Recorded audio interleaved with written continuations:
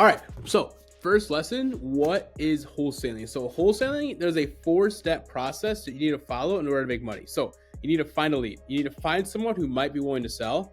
You need to put that seller under contract, right?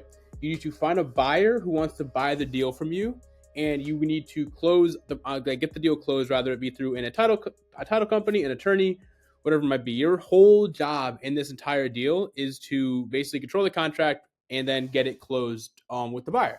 So you might be thinking, what, like, Nick, people, there's a million houses on the MLS, there's a million houses on Zillow. Which ones do I choose? So I personally don't recommend choosing any house that's listed on the market. It's a little bit more complex of a process to be able to wholesale those. So what we're going to do is we're going to review, and a little bit further into this video, we're going to be reviewing what lead sources you can go after to find leads that are actually off market. So you're going to want to find deals that are off market, which means they're not listed with a realtor. There's been no one else is really looking at these properties except other investors who either are reaching out to the same seller as you, or maybe the seller's reaching out to them via any warm inbound traffic, maybe Google searches, mailers, whatever it might be. So the goal is to find people who aren't on the market, who are still motivated to sell, secure their property for a percentage of what the house is worth, and then sell your rights in that contract to a buyer. And that's basically how you get paid. So the first thing you want to do, obviously, is you're going to want to find a seller. In the next group of modules, we're going to be talking all about how to find sellers through cold outreach, warm outreach, every single thing possible. But for now, I just want you to understand the actual concept of what we're supposed to do, right? So the first thing you want to do is find a seller who has a problem in their life. Rather that problem be maybe they're going to lose their house soon to foreclosure. Maybe they inherited the property from their parents. Maybe they passed away. Maybe they inherited the property. Maybe someone is moving, they got a job out of state and they need to move in 2 weeks. I just closed one, literally. We're based out of Connecticut. I just closed one in Groton. And the guy needed to move literally in a week. He's moving to Guam for his job. I don't even know where Guam is, right? So we gave him an offer. We were able to close it that same week. Monday, got him in a contract, we closed it Friday. Crazy, I know. So, but those are all levels of motivation that, like, a seller, they need to sell the property quickly. You're not, the ideal target for a wholesale deal isn't someone who has plenty of time, or they're maybe not that motivated, or maybe they want a lot of money for the property. Your target clientele is people who are in distress, right? So distressed sellers, meaning people who, like I said, they inherited it, they're being foreclosed on, or they just need to sell fast for cash. So these people are going to be the ones who are more than likely going to take a discount for the property because maybe the property needs work. Maybe there's a bunch of repairs that need to be made. Maybe there's tenants that aren't paying. So with these problem properties comes a lot of money. So when you solve people's problems, you are inclined to obviously get a higher reward and a higher paycheck for that. So you reach these people by calling them, texting them, mailing them finding you online, referrals, however you do it. That's how you're going to reach out to these people, and that's how you're going to start conversations to get more business. So after that, you're going to want to put them under contract. So you agree to a price and terms with that particular seller. So say somebody's house is worth 300 grand, right? House worth 300 grand, and that's in prime condition. It's in great condition, but say their property needs a bunch of work, outdated electrical, there's plumbing issues, there's house hasn't been updated since the 70s, and they're willing to take, say, $130,000 for the property, right?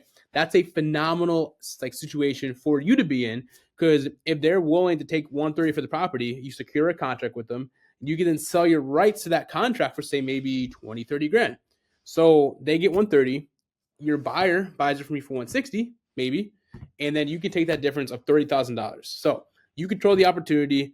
And basically, if you secure the contract before your competition does, there's no way someone can snipe it from you unless the seller allows it to happen. Then you can sue the seller. We're not even getting there right now. So moving on to a buyer. So like I said, if hypothetically secured a property for 130 and it's worth 300 grand, and you sell your rights to the buyer for 160, you take that difference of $30,000. Seller gets 130, you make 30. Buyer is all in for 160.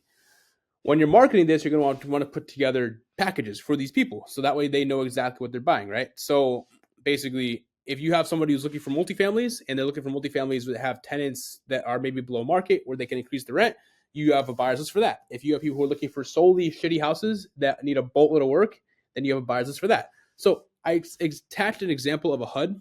In this particular HUD was that deal I was telling you about where in Groton, Connecticut, I had to close extremely quickly. So we got contracted on Monday. We closed it on Friday. This is that exact HUD. And as you can see, cash from us was 209. Basically, we were under contract for 205. Our total cash closed 209, not too bad. He ended up making 42,000 after his note was paid and all that kind of jazz. We put $10,000 into this property and we sold it on market within 2 weeks for 315,000 bucks. So did very, very well in it. No complaints. God is good. But this is just an example of what a HUD looks like when a buyer is going to do it. I didn't attach one from one of our buyers. I attached one of ours. But further in this module, I will show you example CDs of assignment fees and what that looks like on a buyer side. So in this slide, you see an assignment fee. So what is an assignment fee? The assignment fee, again, is what the buyer will pay you for a property that they want to buy. So long story short, as you see here, the assignment fee to Asher Properties LLC was $40,000. This means, so in the example I referenced before, where I said if we get a property under contract for 130 and we sell it for 160, then we take that $30,000 difference right there. So in this particular example that you see on the bottom of the screen here, we had a property under contract for $40,000. We sold our rights to the contract for $80,000, meaning the buyer bought it for $80,000. It didn't need a lot of work, but they got it. They put it back together very, very small, and they ended up selling, I think, for 140 after. But we sold it to them for 40 grand. So the seller made 40, we made 40. It sounds weird. It sounds crazy that we made the same amount of a seller basically just for brokering a deal, but it happens. It's very, very common. You don't need a license for this. You don't need any experience. Just so you know, I'll reference that again. But we did make $40,000 from doing that. So in this particular thing, we found a motivated seller. They actually inherited the property. He did not want to fix it. These are just an example, like an example breakdown, but we agreed with our seller to $40,000. We found a buyer who's willing to buy it from us for 80. And the title company paid the seller the $40,000 and paid us the $40,000 on the assignment fee. So this, like I said, this slide right here is an example of what it would look like if you were to do your own assignment, or if you had a $15,000 spread.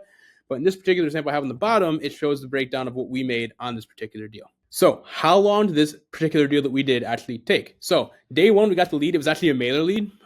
So basically we sent him a piece of mail and he came to us looking to sell the property. On day 4, we actually got to meet the guy in person, and he was so motivated. We signed him on the spot, literally on the spot. I remember me and my sales guy went. It was Friday at like 3:00, and on the spot we signed him. And yeah, that was it. It was a fucking home run deal. Day 6, we've marketed it to buyers. So it took me a day. I put together the package, and we usually basically what I'll say is, if we sign a deal, we usually have it marketed out same day, right? In this particular situation, I didn't know if we were going to buy it ourselves to flip or if I was going to wholesale it. And I was only going to wholesale it if we were going to make at least 40, because if we can put in 20 grand of the property, we would have sold it for the same amount they got, which I think was 140. So I was debating what we wanted to do. I prefer to wholesale to take quick cash, because obviously you can keep rolling the cash back into the business, spend more marketing. Anyways, long story short, we marketed it 2 days after we accepted an offer for $80,000 just based on the photos. And they were contingent on walking it.